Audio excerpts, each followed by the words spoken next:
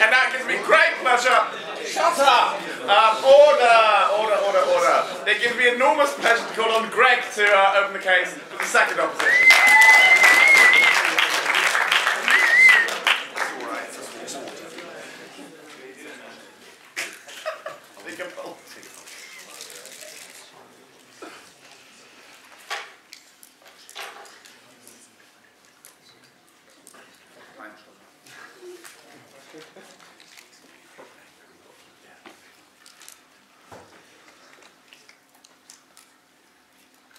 Ladies and gentlemen, I do believe that it is our duty to make sure that individuals are going to be able to come here and be able to come back and claim the Al-Aqsa Mosque and put it in the name of the Jewish faith. And they are able to be able to do this. That guy is a little scary, isn't he? I want to know about someone who's willing to decide and do these kind of things. Do you think it's really right for our society to go forward and to say we are going to ban people who are going to do their same message otherwise, whether it's in conversation or on the internet, and be able to proliferate ideas because that is their purpose and that is their faith and that is their backing? Well, I tell you, ladies and gentlemen, the extension for today's round is going to be this. In the context of Israel, it is wrong to suppress the freedom of thought and the freedom of religion because the tenets that Jews have been persecuted on through millennia are the exact kind of things that we are trying to ban today. When we were in the Inquisition, people told that we had to become converted and we had to become Christians or else we would die.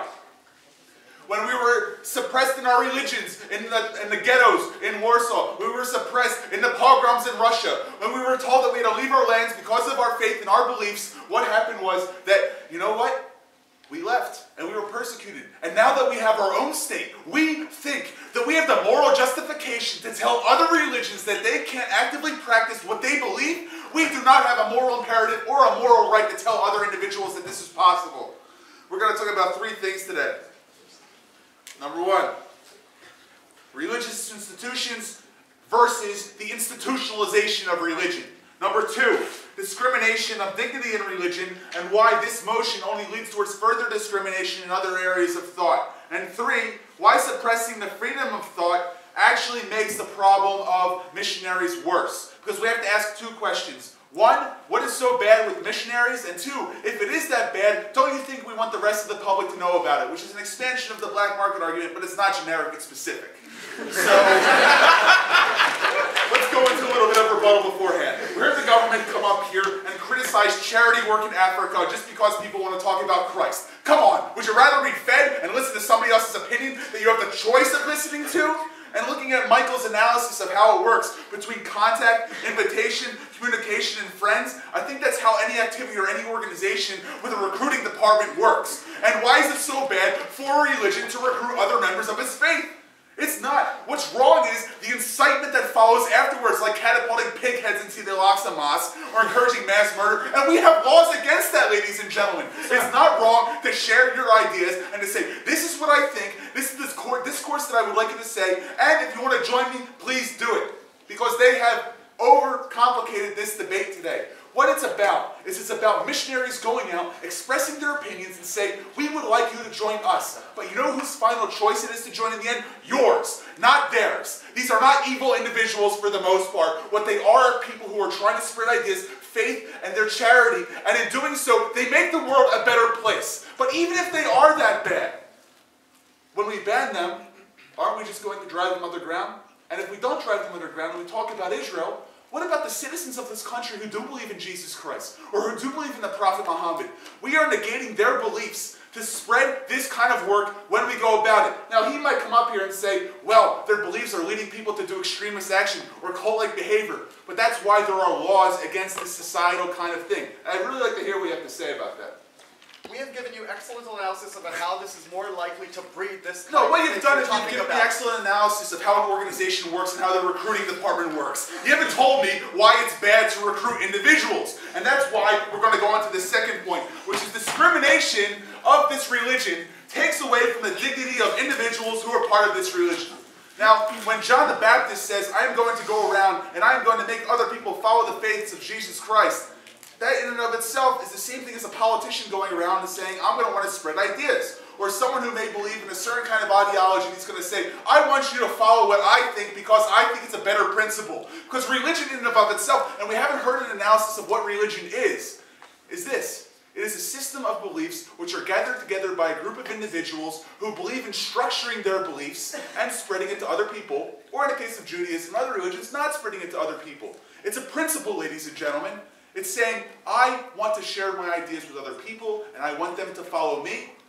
And the laws that exist to prevent incitement, to prevent violence, and to prevent social stigmatization exist, which are status quo, but spreading ideas which may lead to that is not such a bad thing, because we're not talking about that. We're talking about sharing religious ideas which have wide views and interpretations. They mentioned Jews for Jesus. Okay, it's another form of Judaism.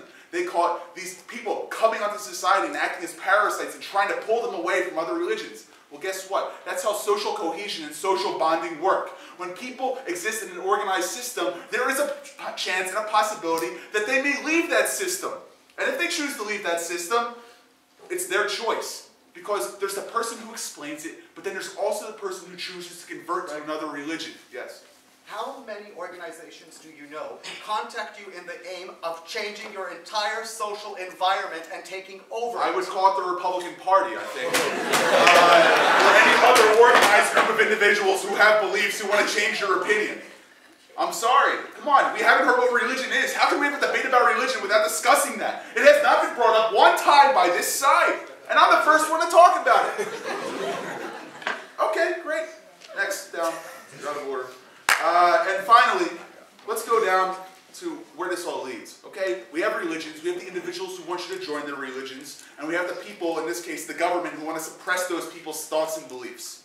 We've heard why missionaries can be good, and we've heard why missionaries can be bad. But what we haven't talked about is the results if we do this in Israel and if we discriminate against our citizens. A, we're denying their right to dignity and their freedom of expression, which is not allowed in any civil democratic society today. Because we are a Jewish state, but we are also a democratic state. And that principle of democracy comes before all. People are allowed to have opinions, they're allowed to talk about their opinions, and they're allowed to ask other people to join their ideological movements, in this case religious movements, because it is their dignified, natural right. And you cannot suppress that right because you suppress your democratic principles in your society. Even if it is to join another group of people, which you may not necessarily disagree with, it happens. It's going to keep on happening. You're not going to be able to stop it, and it's okay. It's okay to have different opinions and different beliefs and different thoughts and to share those with other people.